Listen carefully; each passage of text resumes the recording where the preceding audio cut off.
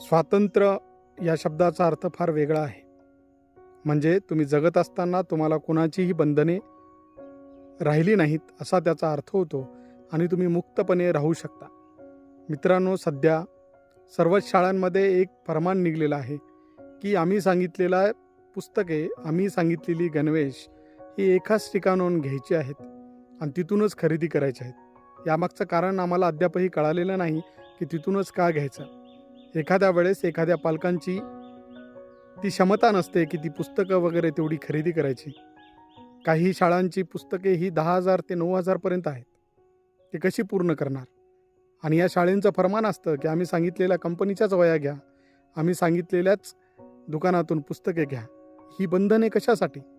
एखाद्या वेळेस एखाद्या पालकांना एखाद्या ठिकाणाहून ती वस्तू, ते गणवेश स्वस्त मिळत असतील तर त्या ठिकाणून खरेदी करत असताना तुमची बंधनं आमच्यावर का? गणवेशामध्ये फार प्रकार झालेत. प्रत्येक दिवशी प्रत्येक वेगळा गणवेश. हे कशासाठी आहे? पालकांकडून एक विनंती आहे प्रत्येक शाळांना की तुमची शिस्त ही आमच्या विद्यार्थ्यात दिसू द्या. तुमची शिस्त ही आमच्या विद्यार्थ्यांच्या अभ्यासात दिसू द्या. तुमची शिस्त ही आमच्या विद्यार्थ्यांच्या गुणवत्तेवर दिसू द्या. खूप काही झाले. शाळा म्हणजे ज्ञानमंदिर असायचं, पण आता शाळा म्हणजे खरेदी विक्रीचा धंदाच होय असं म्हणायला हरकत नाही. ही एक सर्वात मोठी शोकांतिका आहे.